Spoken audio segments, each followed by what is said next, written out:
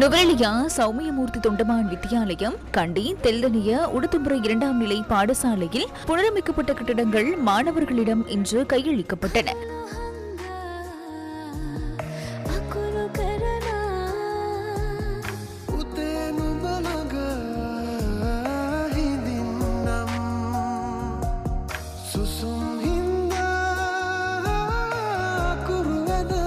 ரத்தினபுரி ராசாகல வித்தியாலயம், பதுளை ரில்பொல மெதகம வித்தியாலயத்தில் புனரமைக்கப்பட்ட கட்டிடங்கள் மாணவர்களிடம் பாவனைக்காக இன்று கையளிக்கப்பட்டன.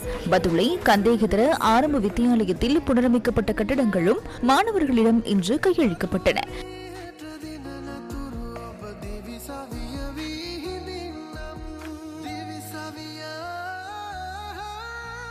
அனர்த்தத்தால் பாதிக்கப்பட்ட மேலும் பல பாடசாலைகளில் புனரமைக்கப்பட்ட கட்டடங்களை மாணவர்களிடம் கையளிப்பதற்கான பூர்வாங்க ஏற்பாடுகள் நிறைவடைந்துள்ளன.